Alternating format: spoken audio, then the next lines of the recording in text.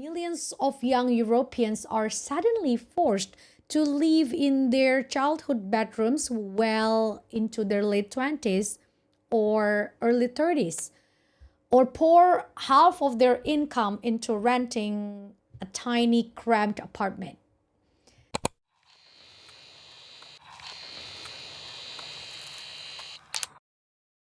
Imagine you are 30 years old. You live in Paris, or Milan, or Berlin, or London, and you work 50 hours a week, and every single month you look at your payslip in absolute disbelief. A massive chunk of your hard earned income is sliced off before it ever touches your bank account. And it is categorized as a pension contribution. But you know the math. You've read the data. Deep down, you know that by the time you reach the retirement age, that money will be completely gone. You're paying for a future you will never get to see, while struggling right now to buy groceries, to pay rent, or even dream of owning a house. Now, let's flip the lens. Imagine you're 75 years old. You spent 45 years working in a factory, a school, or an office. You paid your taxes, you played by the rules, and you physically built the modern infrastructure of your country. And you were promised a dignified retirement. But today, your pension barely covers your soaring heating bills. And worse, when you turn on the television, the media and the politicians are subtly framing you as the problem. You're talked as the fiscal time bomb, a demographic crisis, a burden on the back of the younger generation. Irony. The question is, how did we get here? How did the continent as wealthy as Europe manage to create a society where the young are financially suffocated and the old are made to feel like a liability? On the surface, it looks like a failure of morals. We love to blame the politician, don't we? It is our favorite collective hobby. We tell ourselves that if we just voted for a better, more compassionate leaders, we could fix this. But today, we're going to look at this through a completely different, much sharper lens. We're going to take off our emotional glasses and put on our analytical ones because the truth is much more terrifying than just a corrupt politicians. What Europe is facing right now is not a failure of political will. It is a failure of mathematics. It is a structural trap known as demographic doom loop.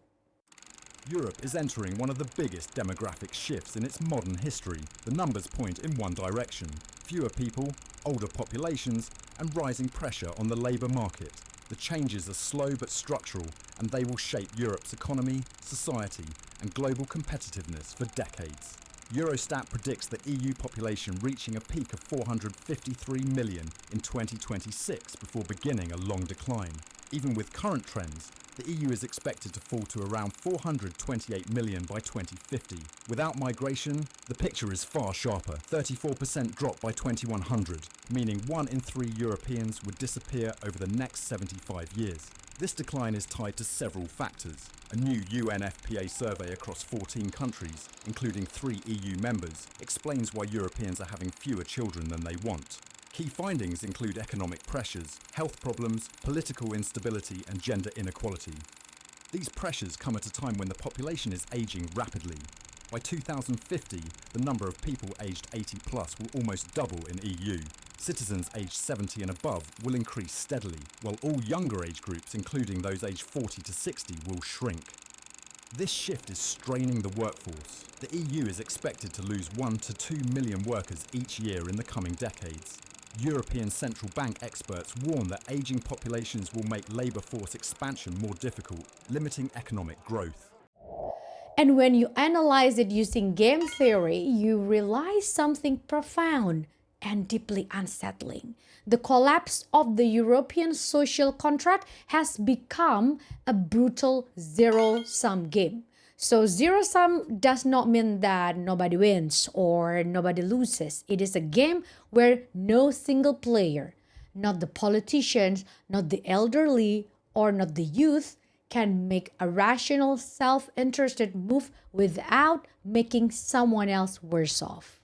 So today, we are diving deep into the academics realities of gray power, the economics of slow growth, and why the math behind advanced capitalist democracies has run into the brick wall.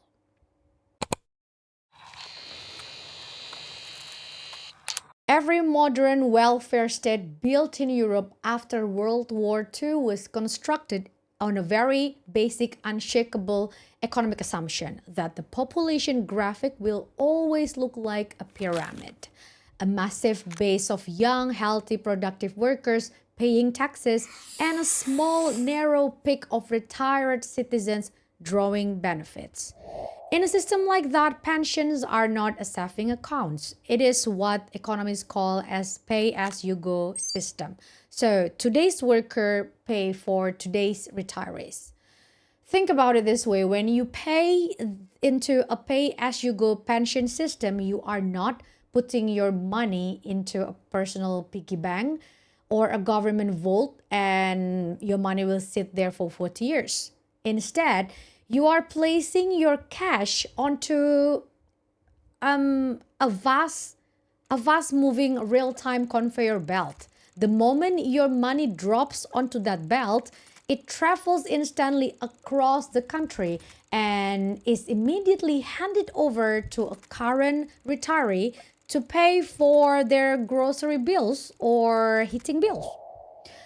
Well, because the base was so wide, the weight was distributed perfectly. Let's do the quick math. So for every 100 people of working age, 15 until 64, there were 12.1 people aged 65 or older. And 100 divided by 12.1 means that back in 1950, the Europe had over 8 working age adults available to fund the social safety net of every single retired citizen.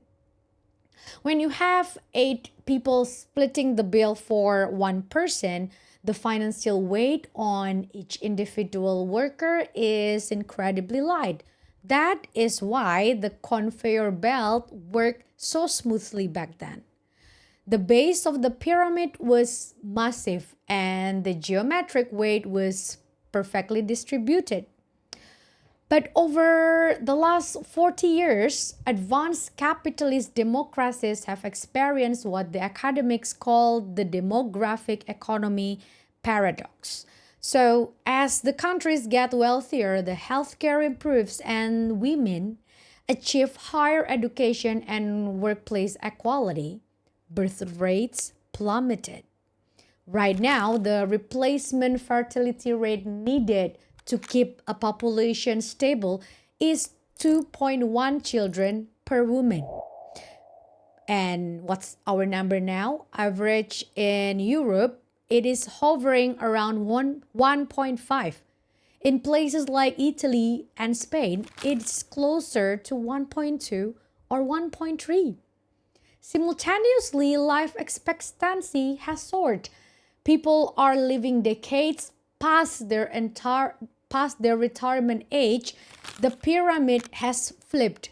It's now a spinning top, balancing precariously on a tiny shrinking base of young workers. This isn't just an abstract theory, it is a formalized macroeconomic model. In papers focusing on aging and fiscal sustainability published on the Social Science Research Network, researchers explicitly map out this exact demographic doom loop. If you have chance to read the paper, by the way, I detailed the link on the description box. It is very interesting. So these researchers, they prove that the population aging creates a compounding fiscal deterioration that systematically traps the state budgets, completely constraining a government's ability to respond to slow growth. So it all begins with step one, the shrinking tax base. Fewer young people enter the workplace, as we've seen in the pyramid. Economic growth slows down because there are fewer hands to produce, to innovate, and start companies.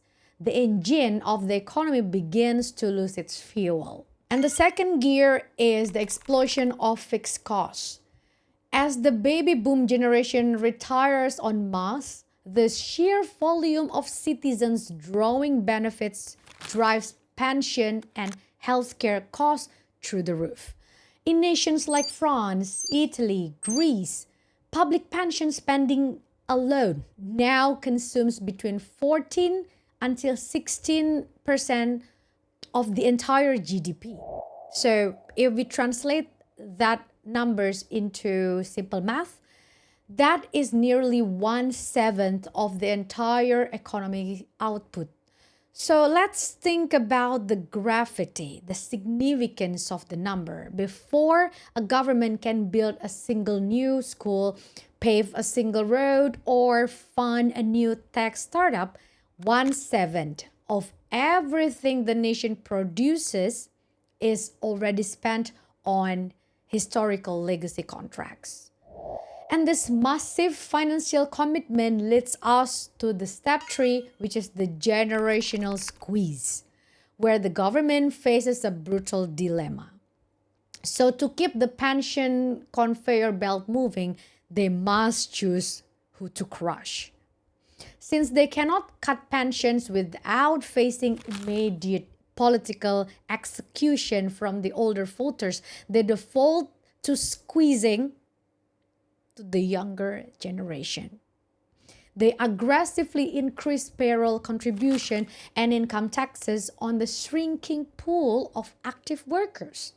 At the same time, they balance their national budget by slashing the public investment that young people desperately need to build a life, like defunding a public education, cutting child care programs.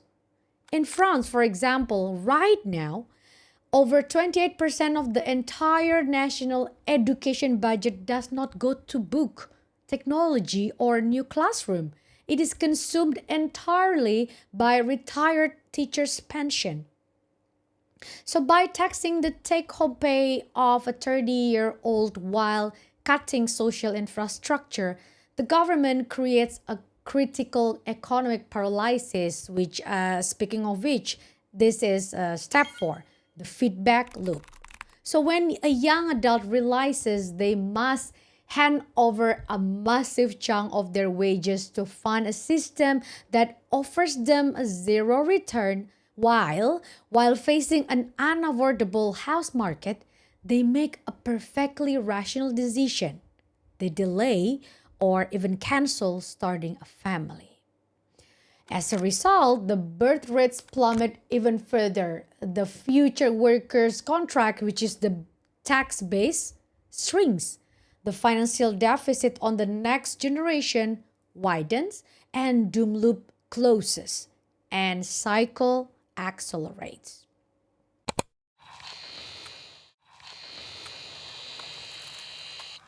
To understand why no one is stopping this machine, we have to inject a cold-hearted academic tool into the conversation: public choice theory. So this theory applies brutal economic principles, I repeat, and please remember, this is a brutal economic principles to the world of political science. It strips away the romantic cinematic delusion that politicians are selfless public servants looking out for the next 50 years of human history. Instead, it models politicians, bureaucrats, and voters as rational, self-interested agents maximizing their own utility.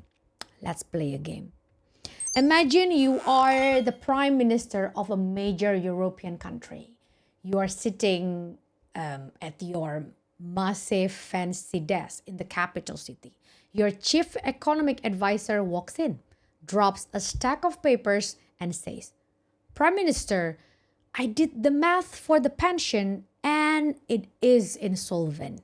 If we don't force people to work 4 years longer before they can retire, and if we don't start paying out less money to current retirees, our country is going to be broke. If we keep ignoring this, Prime Minister, international banks will downgrade our credit score. It will become insanely expensive for our government to borrow money. Our economy will stall out and we will completely destroy the economic future of our youth. What do you, as the rational Prime Minister, will do? To map your choices, we have to look at the unwritten rule of modern politics. As a politician, your number one job is survival. If you lose the next election, you're out. Your career is over and you can't pass a single law anyway. So, you look at your two options. Do you fix the broken system or do you keep things exactly as they are? Let me know in the comment.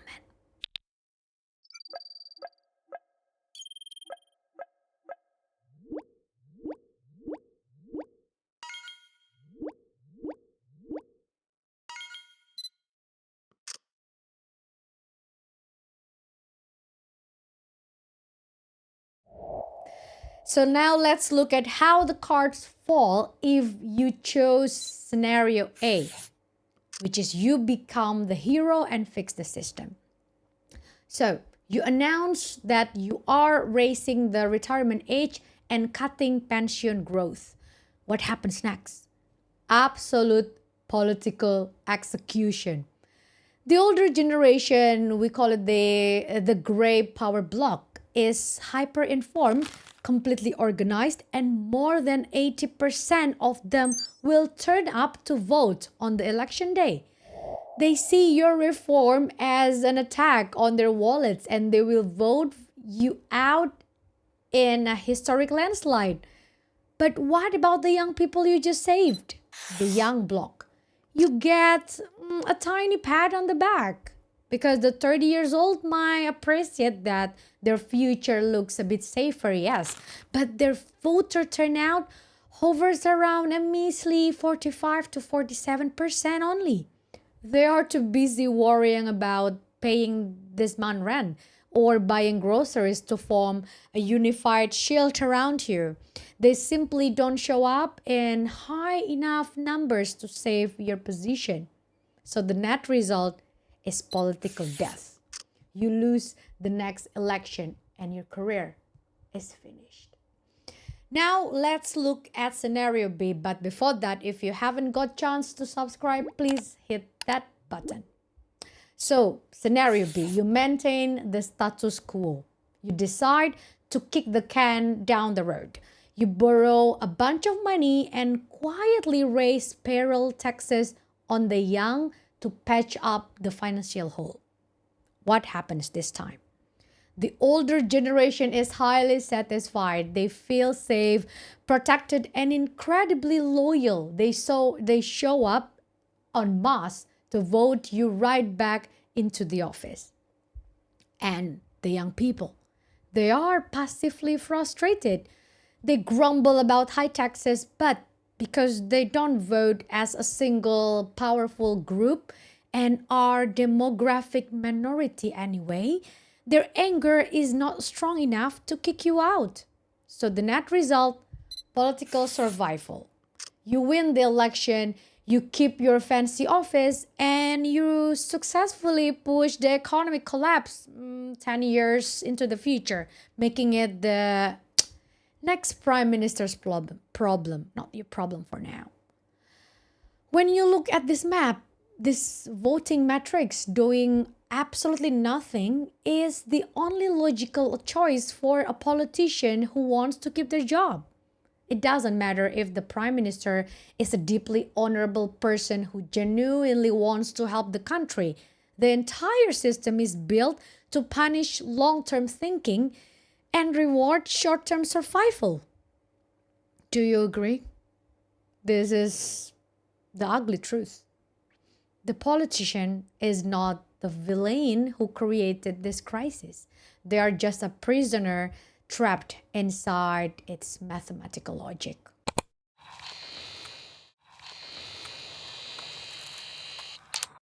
So, what does the prime minister do? They take the easy way out. So, they protect their own job by quietly squeezing the younger generation through higher income taxes and hidden payroll contributions. But here is what things get truly dangerous. When a government chooses to tax the young, active workers to fund the financial security of our seniors, the older generations, they set off a devastating domino effect.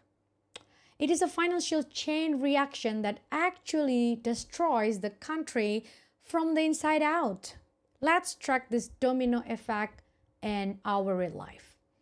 Domino number one, the paycheck squeeze. So when payroll taxes rise, the take-home pay for people between 25 and 40 years plummeted. This is the very moment, the exact phase of life where people are supposed to be doing three big things: buying goods, saving up money, and starting a household. But when their paychecks are artificially shrunk by the government, their ability to save up for a down payment on a home completely evaporates. They are locked out of the property market before even they get a chance to try. And then domino number two, the housing trap. At the exact same time, the older generation is holding onto real estate as an investment to fund their own long retirements. This keeps house prices sky high while young wages are stuck in the mud due to heavy taxes. This creates a massive structural delay. Millions of young Europeans are suddenly forced to live in their childhood bedrooms well into their late 20s or early 30s, or pour half of their income into renting a tiny cramped apartment. Domino number three, the baby bust. This is the moment where biology meets macroeconomics.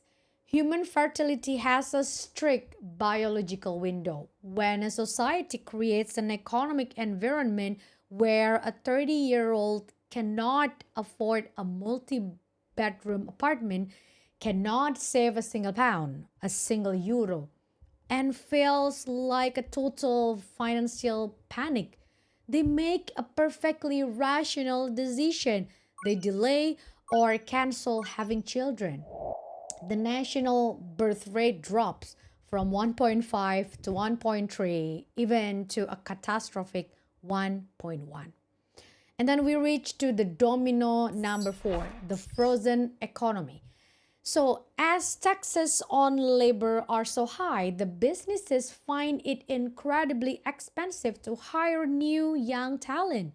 Instead of expanding, building new technology, or launching innovative startups, companies scale back. Innovation stagnates because young, risk taking entrepreneurs are starved of cash and suffocated by the tax compliance. The whole economy grinds to a halt, sinking into what the economic experts call the political of slow growth. And finally, the loop closes. Look at what the prime minister, the politician, has done. To protect the pensions of today's retirees, they raises the taxes on the young. But that tax hike crushed the birth rate and paralyzed the economy. This means that 20 years from now, the next workforce will be even smaller than predicted, and the economy will be even weaker than it is today. the financial hole gets deeper and the pension deficit even wider and system spirals out of control. It is a macroeconomic suicide pact. The policy designed to sustain the welfare state is the exact mechanism that guarantees its ultimate destruction.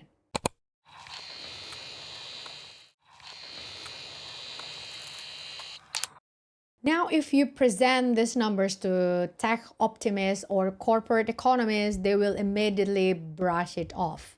They will tell you that we don't need to worry about the demographic trap because we have two incredibly powerful escape hatches: technology, immigration. It sounds great in a PowerPoint presentation at the World Economic Forum in Davos. You can almost picture the slide titles Aging as an Asset or Balancing Demographic Shift through Automation. They paint a beautiful picture of a harmonious future where smart robots handle production and tech seamlessly closes the gap. Then it is also sounds amazing. In presentation from OECD Employment Outlook report, they publish massive official analysis with optimistic subheadings like mobilizing migrants or keeping an eye on AI. They promise that resurgent tech productivity and strategic global talent flows will easily rescue our economy. Well, I sounded super skeptic, I know, considering my background is from bureaucrat government. But really, when I look at how real world actually functions and I apply the academic critique to these arguments, I realize that neither of them can structurally break this game theoretic trap. Let's dismantle them one by one. First myth is AI and robots will save us. The techno bro will argue like this: sure, the workforce is shrinking, but AI and automation will make us hyper productive. A smaller number of workers will generate massive wealth, easily funding the retirees. Again, this sounds beautiful, optimistic, progressive, what do you call it? But it completely ignores how our government is legally and structurally wired. Remember, European pensions are funded by taxing human labor. So your income tax, your monthly payroll contributions. If AI and robots step in and take over human jobs, where does that all the newly created wealth actually go? It doesn't magically float into the public pension fund. It flows straight to the owners of the technology, the tech conglomerates, the massive asset management funds, and elite billionaires. AI increases capital returns, not labor returns. So, AI makes capital richer but not workers. Unless the government is willing to completely overthrow its entire fiscal architecture, meaning abolishing payroll taxes and replacing them with massive aggressive corporate wealth taxes or robot taxes, the rise of technology will actually worsen the crisis. It will shrink the human tax base even faster while concentrating the wealth in the hands of people who are not legally required to pay for your grandparents' retirement. On top of that, you can't automate taking care of the elderly. An AI algorithm cannot physically assist an 85 years old with mobility, nutrition, or medical care. As our population ages, the demand for physical human labor in the healthcare scales linearly with an aging population. And no amount of Silicon Valley hype changes that basic physical reality. And then we go to myth number 2. Mass immigration will balance the numbers. This is the demographic band-aid. The argument is, if we are not having enough local babies, we can just import young working age immigrants from developing nations to pay into the tax pool. To be fair, this has been the quiet, unstated strategy of many European capitals for the last 20 years. But it slams face first into three brutal realities. First, the scale problem. The sheer volume of immigration required to permanently offset the Europe's inverted population pyramid is mathematically insane. To keep the dependency ratio stable, countries like Germany or Italy would need to import millions of people every single year forever. Second, the life cycle catch. Immigrants are human beings too, not abstract unit of tax input. They grow old too. When an immigrant worker arrives, they work, yes, and they pay taxes, of course, but eventually they enter their retirement bracket. They earn the right to draw from the exact same pension and healthcare system. Immigration does not solve the structural insolvency of the system. It just turned it into a demographic Ponzi scheme that requires an ever-increasing influx of human beings to avoid collapse. And third is the political backlash game. And this is where the game turns toxic. Massive, rapid demographic shifts tend to trigger intense anxiety within the native local population. This creates the perfect breeding grounds for populist anti-immigration political movement. And when these populist parties weaponize this cultural anxiety, they win elections and force the government to implement draconian border restrictions. Look at the trap. Let's look at the trap. The system tries to use immigration to fix the economy, which triggers a political immune response that shuts the borders down, locking the country right back to the original doom loop.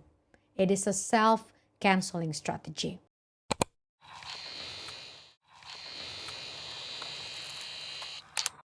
So technology won't save us, and mass immigration triggers a political immune response that shuts the escape hatch closed. We are trapped inside a closed system. Or are we? Are we? What if everything we've been told about this crisis is built on a lie? What if the crisis is not a natural disaster of biology or birth rate, but a hidden accounting trick engineered by the architecture of advanced capitalism? What if the war between the young and the old is entirely manufactured? In part 2 of this series, we're going to expose a deeper, much darker academic twist. We're going to look at the progressive counter-narrative, explore how our system choose to tax capital versus labor, outline the three terrifying endgames for the Europe, and look at the only real way to change the game. Make sure to hit that subscribe button, turn on notification, and I will see you right now in part 2. Finally, sapere aude, dare to know, ciao!